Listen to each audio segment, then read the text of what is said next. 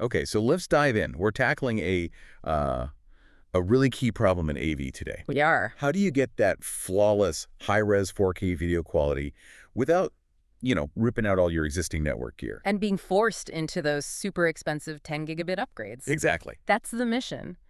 And the focus of our deep dive is the Aurora Multimedia VPX-TC1-LT. It's a transceiver that, well, it promises to deliver full 4K 30 4.4.4 video using just standard 1 gig Ethernet. So for you listening, this is all about making things simpler and cheaper. A lot cheaper. It sounds like a dream for, say, a corporate campus or a university, maybe large-scale digital signs. But let's be critical for a second. Okay.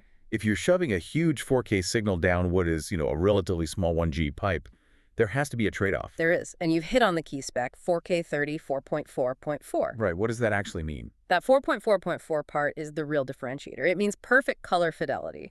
No subsampling, no compression artifacts that the eye can see. Which is notoriously hard to do when you're compressing that much. It is. Aurora uses their own proprietary tech. It's called the Mimix codec to handle it. And the trade-off, as you said, is the frame rate. You get 4K at 30 frames per second, not 60. So you sacrifice the absolute top-end frame rate, but you get perfect color on standard existing wiring. That makes sense for pretty much everything except, I don't know, high-speed gaming. Exactly. And this is where it gets really important for things like live presentations or KVM. The speed, the latency. The latency. We are talking incredibly low, just one single frame of latency. Which is what, 16, 17 milliseconds? 16.6 milliseconds, yeah. Well, it's faster than your eye can register any lag at all. So when you combine that with seamless switching, using a keyboard and mouse would just feel instantaneous. It has to. For those KVM applications, it's a must. Okay, so the quality's there, the speed is there, but if this signal is running across a big enterprise network, it has to be locked down. What's in place for security?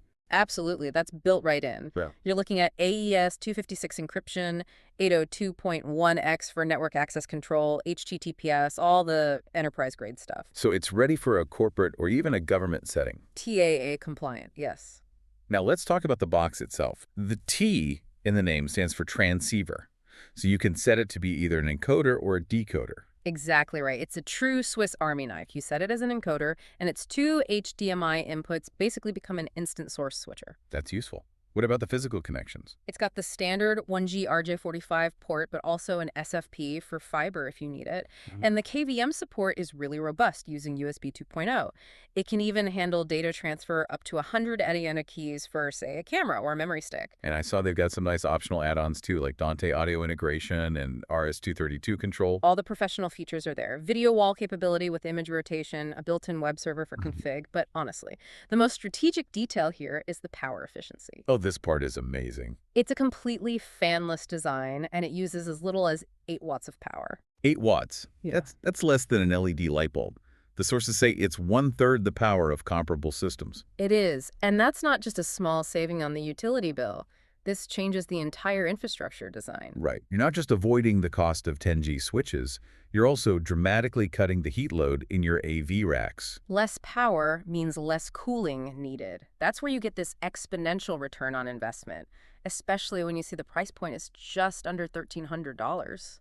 So when you pull it all together, what Aurora has done here is they've blended that high-performance 4K video. With near-perfect color and almost zero noticeable latency. And they've put it on top of the cost efficiency and, the simplicity of using standard 1G networking. It just removes those old barriers to scaling up. It really does. So the final provocative thought for you, the listener, is this. You have a device that is high performance, low latency, and uses almost no power. So how does combining those things, that incredible performance with that remarkably low power consumption, how does that fundamentally change the entire calculation for designing and cooling the next generation of large-scale corporate or education facilities? It makes those massive deployments cheaper, cooler, and a whole lot simpler to manage.